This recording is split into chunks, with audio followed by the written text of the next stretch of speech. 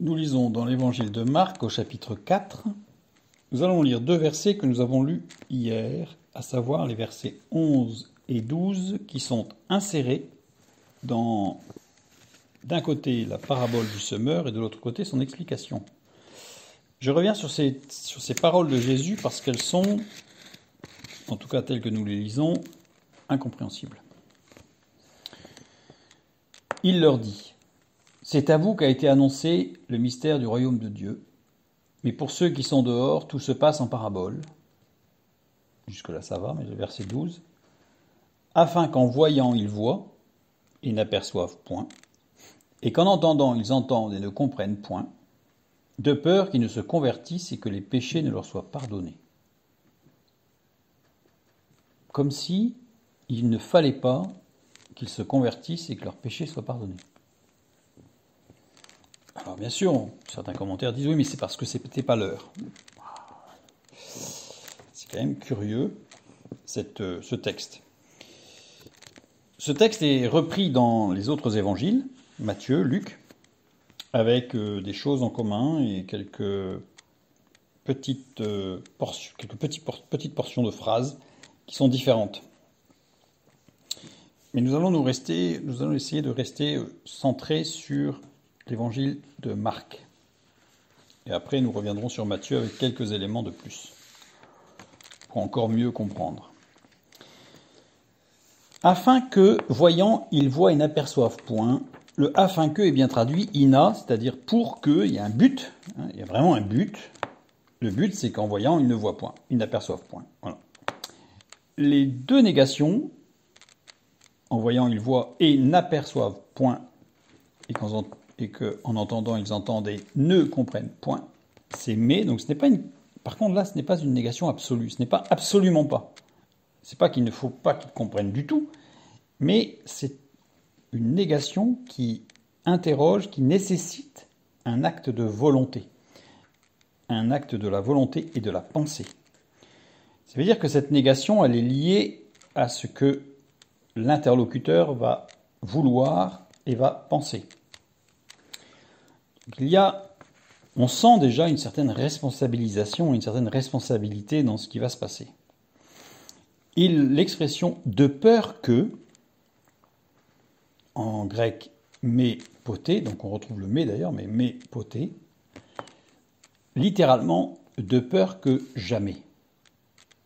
Ça veut dire que la phrase « en voyant ils ne voient et n'aperçoivent point, et qu'en entendant ils n'entendent et ne comprennent point », de peur que jamais ils ne se convertissent et que leurs péchés ne leur soient pardonnés. Ah, déjà c'est plus clair, un petit peu.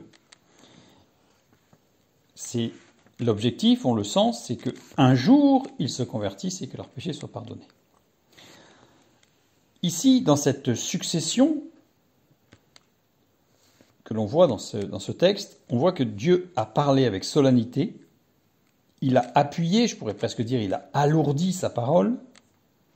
Il a provoqué des circonstances, des expériences, des situations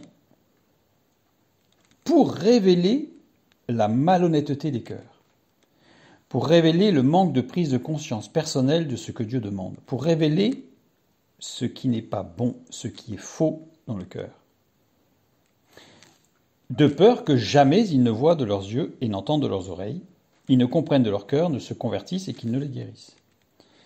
En fait, on comprend maintenant que l'objectif, c'est d'arriver à un moment donné à placer la personne au pied du mur, je dirais, c'est-à-dire qu'elle ne puisse pas fuir sa responsabilité. C'est-à-dire que Dieu prépare toutes choses et que si les choses arrivaient un peu trop vite, il n'y aurait pas de profondeur dans la décision de suivre Christ, donc de se convertir et de suivre Christ. C'est là tout le texte. C'est là toute l'intention, en fait, qu'il y a derrière.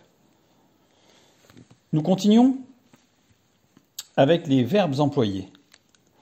Les verbes voir, afin qu'en voyant, ils voient. Donc là, c'est le verbe blépo, qui veut dire avoir la capacité de voir et de comprendre. Donc il est question de voir, comme on dit, je vois ce que tu dis. On a compris ce que ça veut dire. Et n'aperçoivent point. Et apercevoir, c'est eido. Eido insiste sur une vision claire en totale opposition à l'aveuglement, c'est-à-dire qu'il voit très clair la situation. Donc il soit qu'en ayant la capacité de comprendre, ils comprennent, mais qu'il ne soit pas totalement clair sur ce qui va se passer.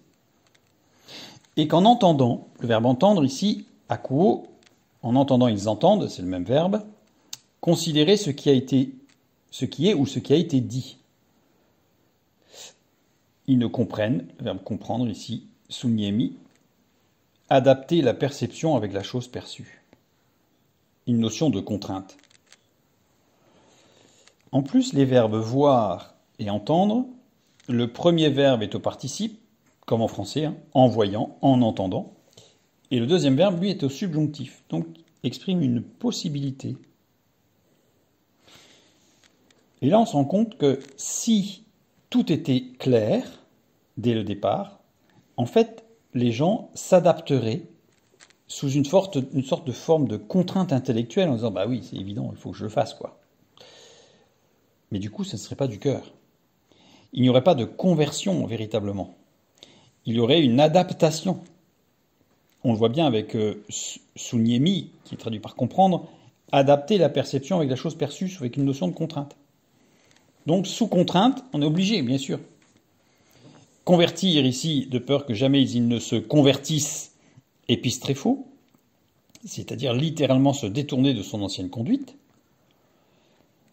Parce que si ça avait été un changement intellectuel, il n'y aurait pas eu de véritable changement de conduite intérieure. Et que les péchés ne leur soient pardonnés, affiémis, prendre quelqu'un comme ami, compagnon de route, c'est-à-dire ils n'auraient pas pris Jésus-Christ comme ami, comme compagnon de route. Donc là, on comprend ce que dit Jésus maintenant, de façon claire.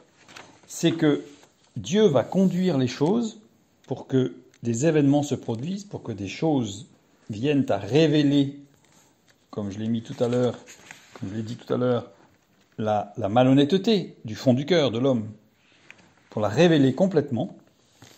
Et une fois qu'elle est révélée complètement, eh bien là, il peut y avoir une véritable conversion, un véritable revirement de vie, un changement profond. Dans Matthieu, on a la même chose. On a les mêmes verbes. On a exactement la même chose. Mais Matthieu rajoute quelque chose. Qui ne se convertissent et que je ne les guérisse. Il y a la guérison en plus. Iaomai, à la voix moyenne déponente par le Saint-Esprit. Littéralement, c'est pas guérir, c'est libérer des erreurs et des péchés. En insistant sur l'action du Saint-Esprit. Parce que si ce n'avait pas été le cas, rappelons-nous, il n'y aurait jamais eu de conversion, jamais eu de pardon et jamais eu de guérison. Pour qu'il y ait une guérison, il faut qu'il y ait une confession. Pour qu'il y ait une confession, il faut qu'il y ait une révélation. Et pour qu'il y ait une révélation, il faut qu'il se passe des choses et que le Saint-Esprit nous amène au pied du mur. Et c'est ça que Jésus enseigne à ses disciples. Les deux textes entre Matthieu et Marc, Matthieu insiste sur les aspects vraiment, je dirais, contractuels, aspectuels, les aspects, les faits, avec une caractéristique, des enchaînements, une perspective, parce que Matthieu, dans son évangile, démontre que Jésus est le Messie, et il encourage à le suivre. Marc, lui, dans l'évangile que nous suivons, jour après jour, Marc est temporel. Lui, il parle plutôt d'une expérience réelle, avec des effets concrets, profonds. Il met en avant les actes de Jésus plutôt que les discours. C'est pour ça que ces deux textes diffèrent légèrement, puisque l'angle de vue n'est pas tout à fait le même.